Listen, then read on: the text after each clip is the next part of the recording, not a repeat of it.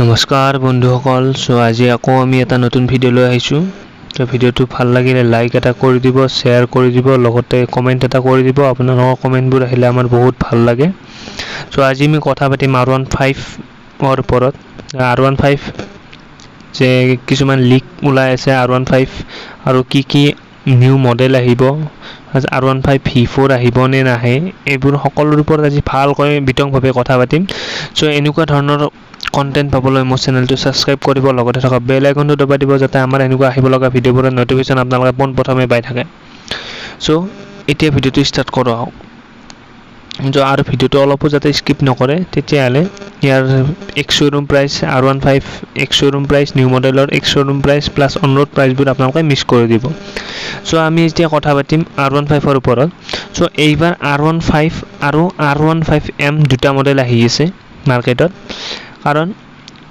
লিকটাৰে গম পোৱা যায় আছে যে R15 আৰু R15M আহি আছে আৰু এই দুখন বাইকৰ এক শোৰুম প্ৰাইস আৰু অন ৰোড প্ৰাইসটো কি হ'ব হেতু কৈ দিম লগতে লঞ্চ ডেট হেতু কৈ দিম মই আপোনালোকক লঞ্চ কেতিয়া হ'ব আৰু ইয়াৰ লগত যিখন R15 V3 আছে R15 আৰু R15M হাৰ পিছত R15 V3 ডিসকন্টিনিউ হৈ যাব আৰু কেইমাহমান পিছত R15 V3 ডিসকন্টিনিউ হৈ যাব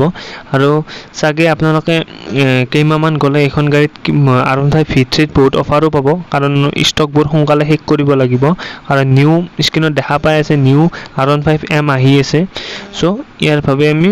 ইয়াৰ R15 আৰু R15M ৰ যেটো তেনেকুৱা ডিটেইল ভিডিও অৰ্থাৎ ফিচাৰ্স লোডেড ভিডিও হেতু মই এটা বেলেগ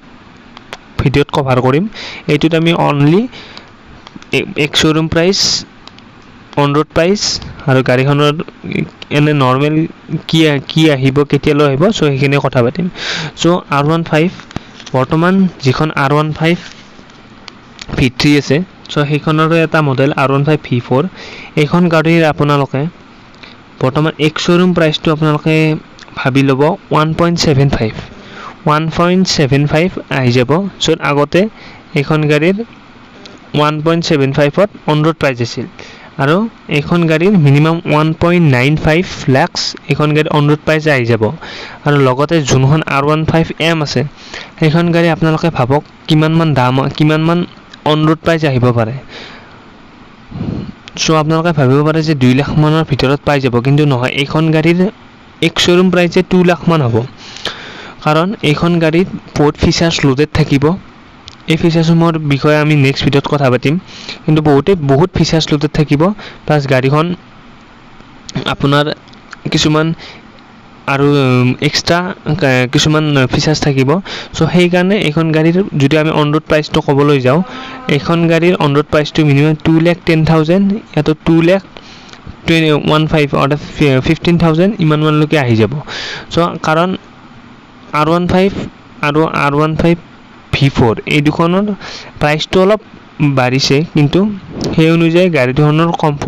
কমফৰ্টনেস প্লাস আপোনালোকে পাৰফৰম্যান্সও ভাল পাব সো আজি ভিডিওটো যদি ভাল লাগিল লাইক কৰি দিব সাবস্ক্ৰাইব কৰিব নাপাহৰিব চেনেল